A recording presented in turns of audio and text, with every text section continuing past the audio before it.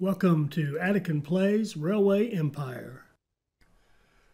All right, hi, this is Attican, and welcome to part 3 of our replay of Gold Rush using version 1.8 beta functionality. And we're just jumping right into the action, right where we left off at the end of part 2. We're now going back and finishing off the double tracking for that line that runs from Salt Lake City down to the Carson City station. It's our line that we're running through the Carson City station to run nonstop traffic from Salt Lake City to San Francisco, which is one of our objectives. So we originally did it a little short on money, and we just built some passing lanes. Now we're going to finish those off and double track it all the way out so that we have double track all the way.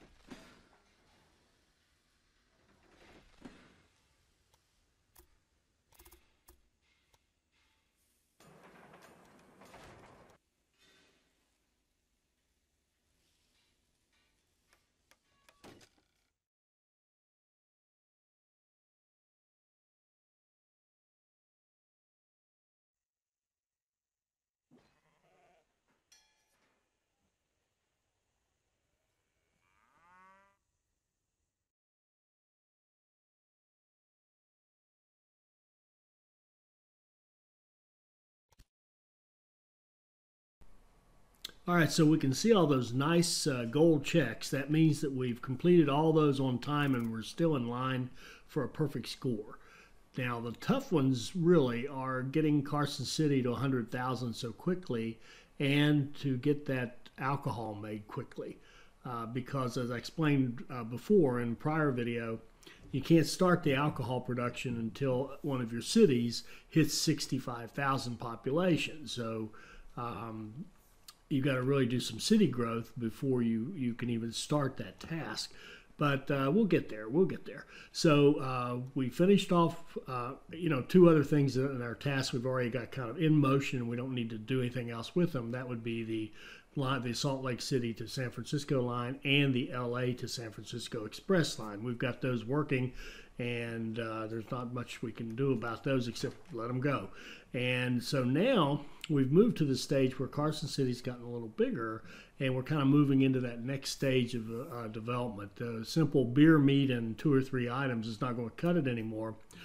Carson City's going to start wanting milk and fruit and sugar and veggies and whatever. So we're going to set up a warehouse just outside of Carson City. I'm going to run it down through this gap just southeast of Bodie, and swing around and start picking up some of these nice farms out here, the sugar and the fruit, and a little further to the east, milk. And so we can get all those things running up to Carson City, because to hit our time objective, we need to keep Carson City.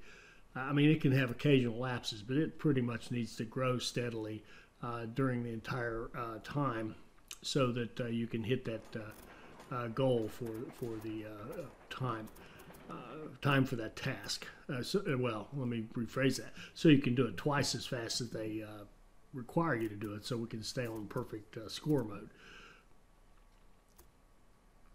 So we're just going to lay some track out here and run sugar, I think this is, yeah, sugar, and then fruit and milk. So I really don't want to just, watch track laying, and honestly, I just don't have anything to say about it.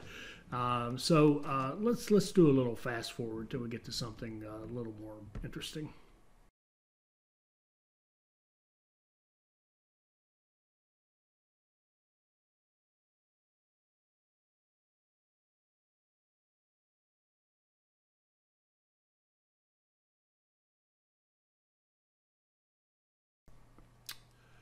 So by moving those three items, the sugar and the fruit and the milk, up to that warehouse in Carson City, we've kind of taken care of its immediate needs. We've got it growing again, and we can kind of turn our attention elsewhere for a little bit. And that's one of the tricks to this, and maybe any scenario, but especially this one, is you can't just sit there and watch Carson City grow. You got to go, as soon as you have some money, you need to go do something else and keep working toward your other goals.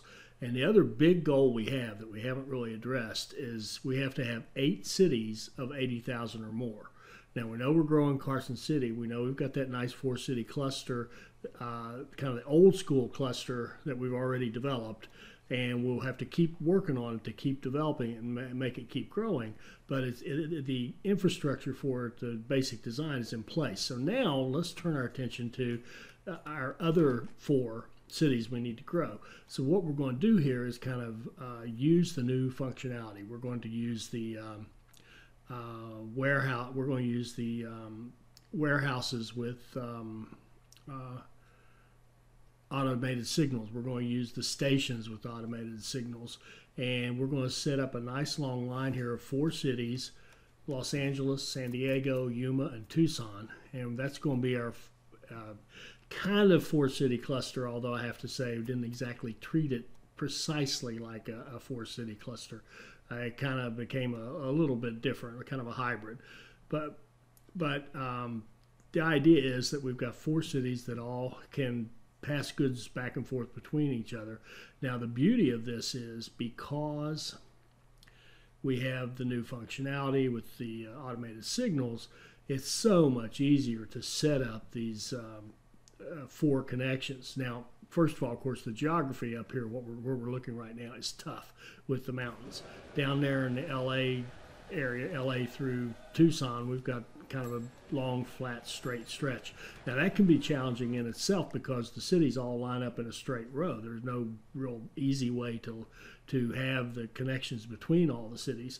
However, with the pass-through, we can do kind of pass-through city stations, and because of the 4 lanes and the automated signals, the traffic will flow nicely, and we could have a train going, say, for example, from LA all the way to Tucson, and it can pass right through San Diego and Yuma without causing major problems.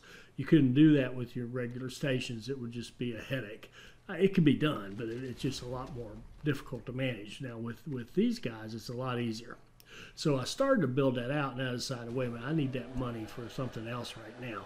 So I took them down, but I am thinking about that kind of thing. Now, and what I need is, and what we need right here is, we need to get alcohol going. We need a distillery. So we're going to put a distillery in Sacramento. Now, way back at the beginning, we decided that in our 4-city cluster here, San Francisco would be our meat producer. And we didn't feed any cattle to Sacramento, so that business has just kind of sat there and not gone anywhere. That's why we could get it cheaply. It hadn't been developed at all.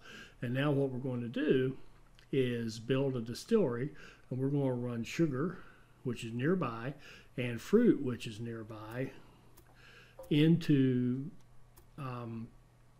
Sacramento, and to kind of feed that distillery and let that distillery start helping us hit our objectives. And this is weird right here. Put that distillery there between the 2 tracks, and it's actually keeping me from building this track. It's actually, you can see the business is turning red, which means our track is impacting it. I don't think that's right, really. That's not right. But we'll have to work around it. And there you can see we also got our express line. So we've popped an express train between San Francisco and LA, so there's one more task out of the way. And that line can just keep making us money the rest of the game.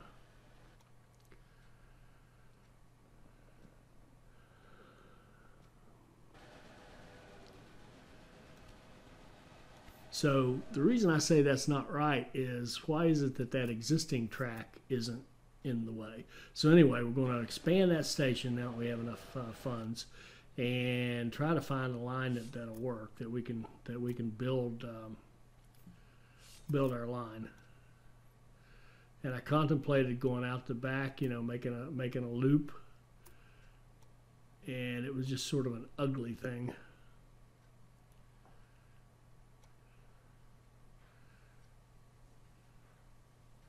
And I'm not sure why, but when I saw this, it made me think, well, why can't I just do a circle? And I literally have it go around in a circle and go back.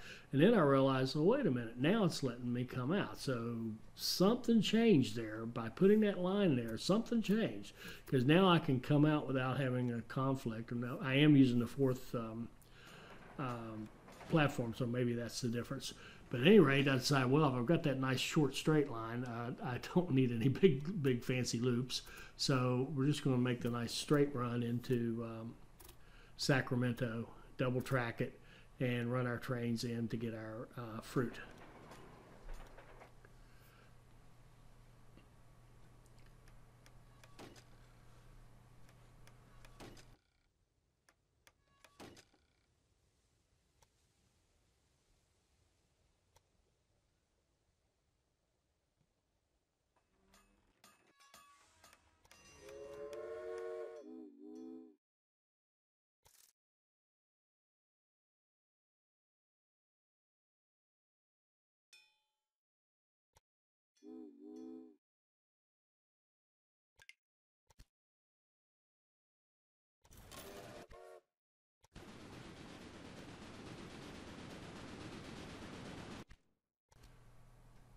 We will use the refrigerator car. That's a short run. Won't have any trouble keeping up, and we can make extra money on it by delivering directly into the city with that refrigerator car on there, since sugar is considered food.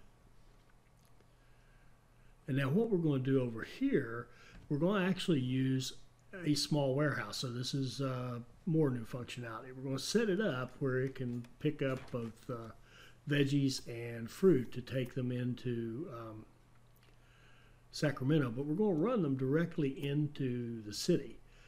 And you'll see why we're going to have the warehouse in a minute rather than a station. So we'll expand our station in Sacramento so we have a new platform to use, and we'll hook up a line directly into that platform. It'll have to kind of piggyback our line here, and it's a fairly busy, important line, so I decided to go, this time at least, I decided to go with a bridge over top of it rather than trying to come up with a flat connection. So I just wanted to kind of smooth it out a little bit, make it a little bit less dramatic.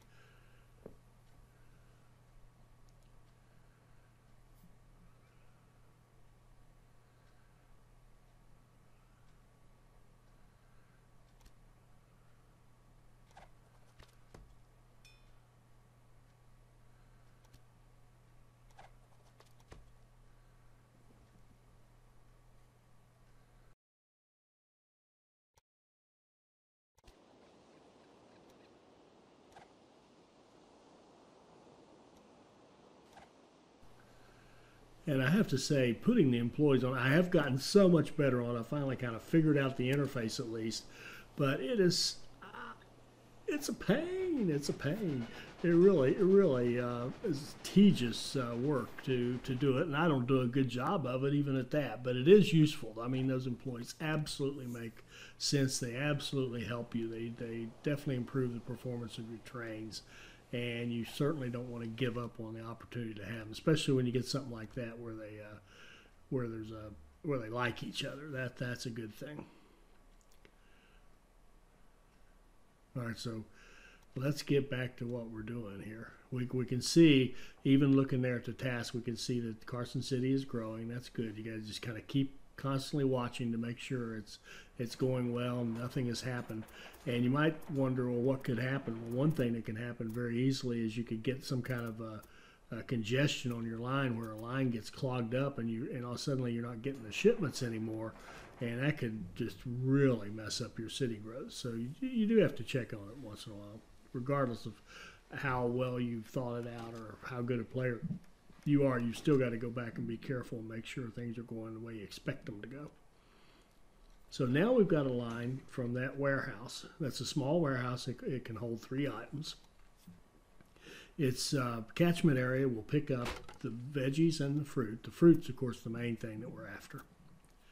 And here, of course, I forgot to put my switch on the end. When you start mixing the regular warehouses with the ones with the automated switches, it's really easy to forget which one you're using from time to time. So here we need the little X, the switch in front of it, to make sure both lanes are available. But now what we're going to do is turn on the veggies and the fruit, and you'll notice we're also going to turn on alcohol.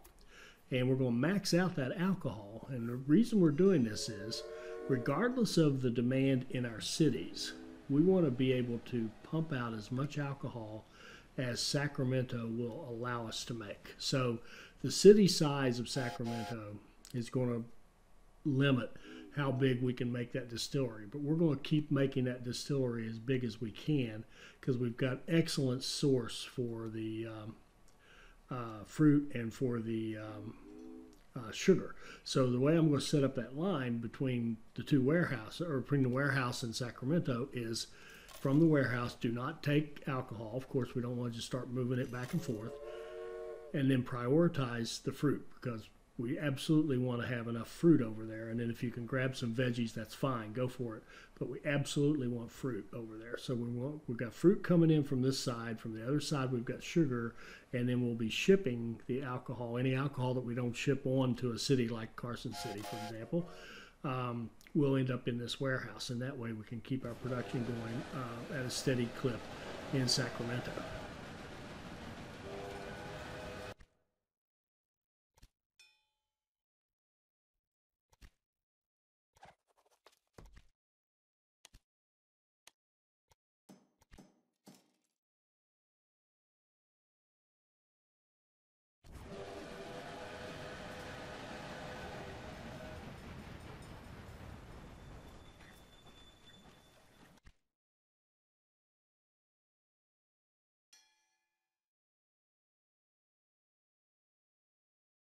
So there, I was just looking ahead to see what's going to come up next that Carson City needs. And again, this is why the 4-city cluster works, because each of these other 3 cities can be producing something that Carson City needs to grow. And that's true of all the cities. The other 3 cities in the cluster are producing items that are consumed by the city you're talking about. And that way, all 4 of the cities help one another to grow. And of course, as you own those businesses, it helps you to make more and more money, because you've kind of got your demand. You have the demand of 4 cities, and that 4-city growth helps your business be successful. It helps your shipping, because you get paid for the shipping, and it promotes city growth, which then makes everything grow more, and more shipping and more goods, and on and on.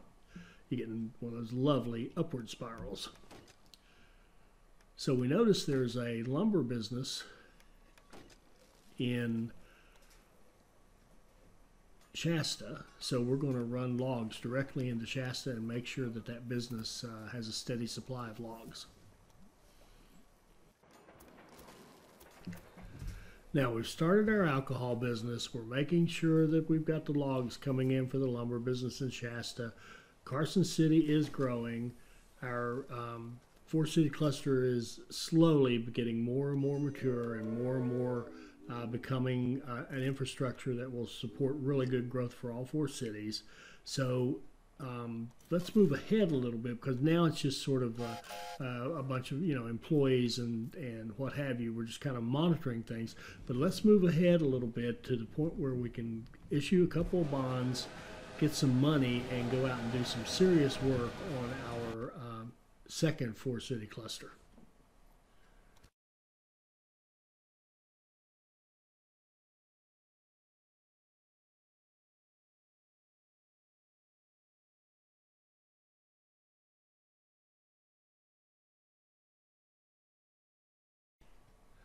All right, so we closed out our bonds, issued some big ones. Now we got $3 million to play with, and now we want to go in here and get that second four-city cluster going as quickly as we can. So again, what we're going to do is use the kind of the new technology. Now, the first thing you see here is buying the meat industry. We need a brewery. Now, before I put the brewery in, though, want to make sure we get our stations in there correctly, because remember, if you don't own the business, you can put your station wherever in the city.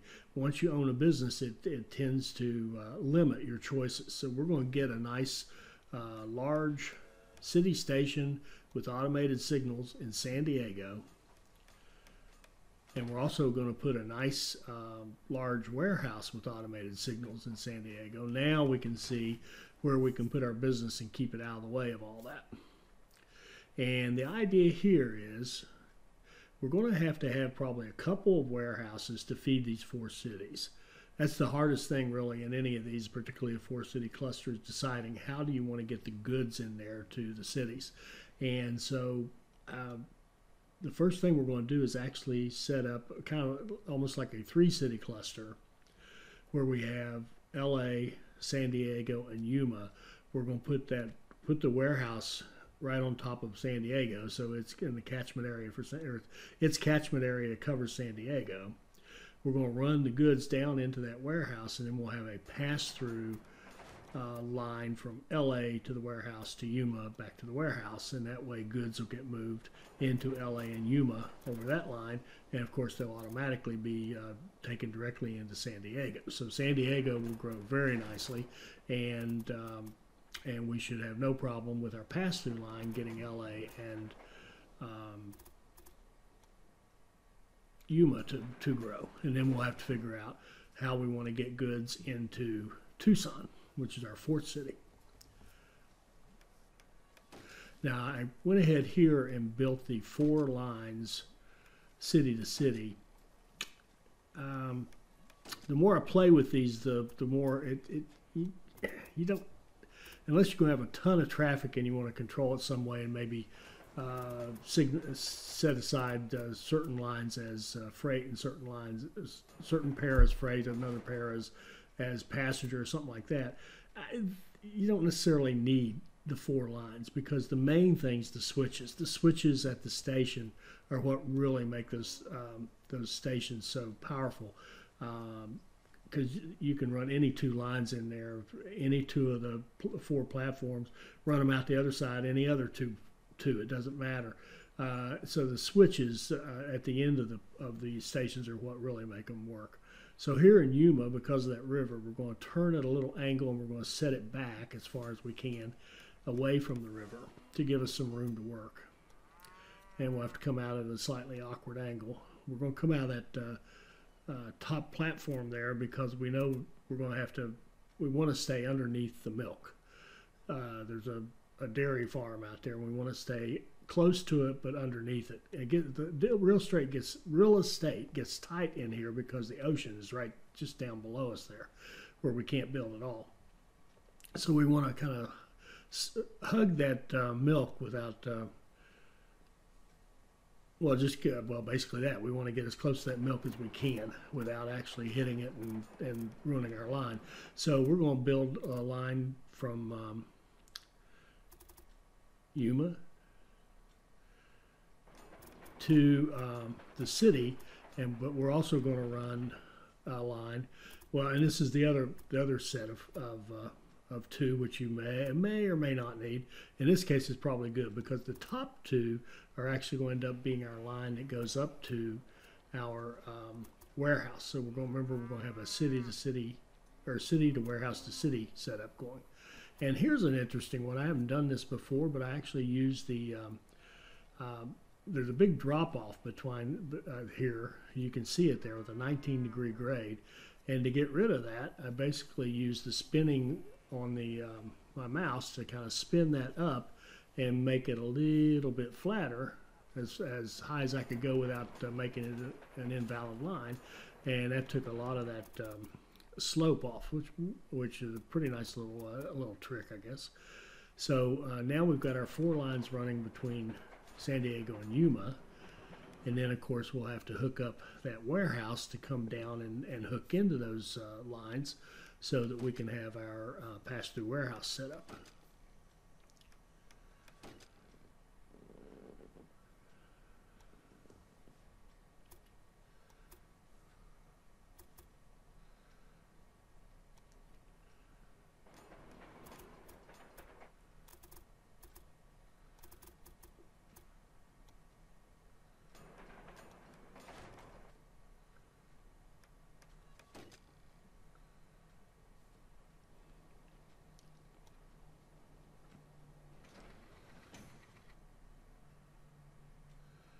So there we go. Now we've got a beautiful little situation with, you know, if you forget about Tucson for a minute, we've got a 3-city cluster with a single pass-through warehouse. Kind of classic, same way we did the Great Britain Ireland DLC scenario, for example. So now we're running line from LA to San Diego. We're going to run a line from LA to Yuma.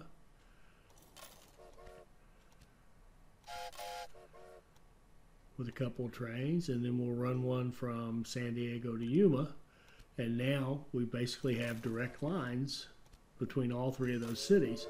And because we've got these big stations that can handle that kind of pass-through traffic, you can do this without building a bunch of extra lines. It really makes it so much easier.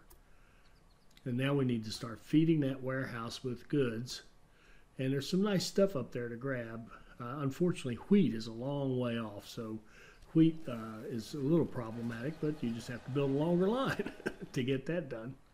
So we're checking on Carson City. It's looking really good.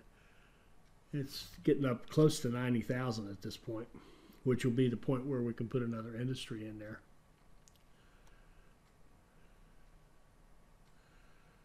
But we need to just keep cranking on getting goods down there into that warehouse so that our 3 cities down here can start to grow.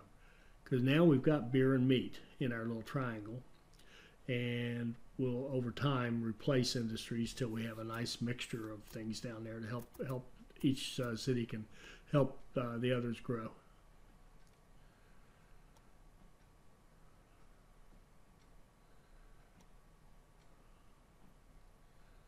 So again, this is kind of just track laying.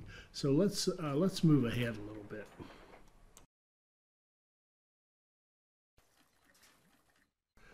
All right, so we got our message that Carson City had grown, and we see we can put another industry in there. And this is kind of that final touch to make sure Carson City hits its 100,000, is to make sure that we put an industry in there that can be satisfied, so that it won't create a demand that we can't meet. And what better way to do it than to put a tailor in there, because we already have a weaving factory. That weaving factory is already being supplied with cotton. So now if we put a tailor in there, that weaving factory will supply the tailor. And now we have put another industry in our 4-city cluster that we know will be satisfied because we've already got that set up. That's why I decided to do it there. Now, people have asked me about that, to trade off. It would work just as well if, in terms of overall, if we put the tailor in a different city. In fact, it does have the advantage if we could then get paid for shipping the cloth. That may sound counterintuitive because there are companies, but we could actually get paid for shipping the cloth from one city A over to city B where the tailor is. But in this case, they'll just be consumed directly. So our weaving industry will make cloth. The cloth will go by land straight into the tailor. The tailor will make clothing. Some of the cloth will get shipped off to the other cities. Some of it will be consumed by Carson City, and most of it will be consumed by the tailor, who will then make cloth, which will then get shipped off to the other cities or consumed by Carson City.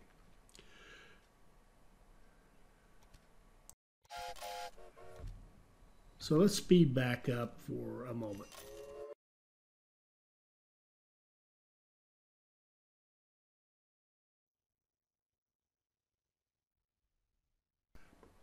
All right, so here we're dealing with probably the biggest challenge if you choose to build those cities down there in Southern California and in Arizona. And that is getting wheat down there because there's no wheat nearby. This wheat's all the way up at Bodie. It's the closest wheat you can find. There's some more we'll see later, but it's even further away. But so we're going to run this line in, hook it up with the line that we have running up to that Carson City warehouse with some of the freight that it needs, and then we'll come off of that line and go on down to the warehouse. But this is probably the toughest thing. It's a long, long line. If you do this, don't be afraid to run a lot of trains. Make sure you got a steady flow of trains running down there to that warehouse. And again, let's speed up one more time.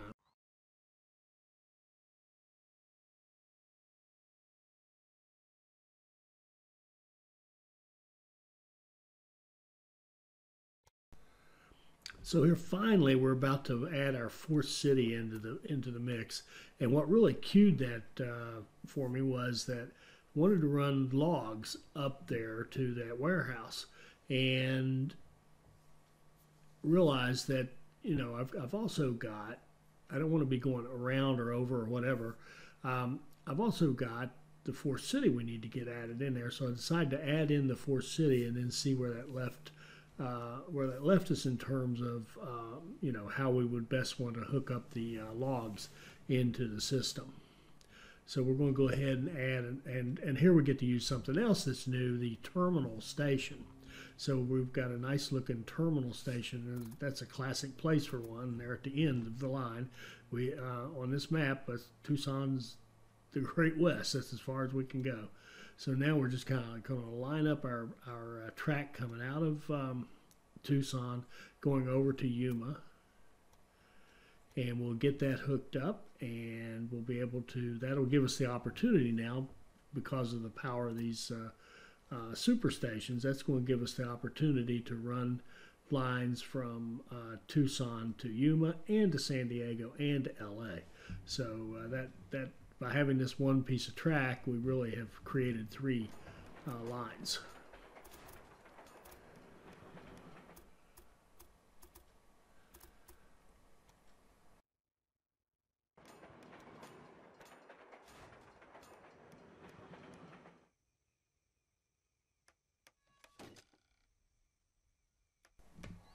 And for whatever reason here, I decided to just run the two tracks. I'm kind of noodling that over. Do you really need all four tracks between these super stations? But overall, I'd say if you could afford it, I think I would prefer having them. In fact, right here, I wish I had put them in. It just would have made things just seem a little simpler. But at any rate, we're setting up logs to go up to the warehouse now to feed that. We've got our setup with Tucson, and we're about to get a lovely little message here. So we're going to get the message that tells us that Carson City has hit 100,000, and it's going to have this lovely, see there it is, it's got that lovely gold check next to it. Means we're still on track for a perfect score, but we really got to get on that alcohol production. So let's cut it off right there. I hope you got something out of this one. When we pick it back up, we'll continue to work on that alcohol. We'll continue to work on our city building. And hopefully you'll be able to join us for part 4. I hope you enjoyed this. I hope it'll help you become a better player. And I hope you'll join us for our next Railway Empire video. Thank you.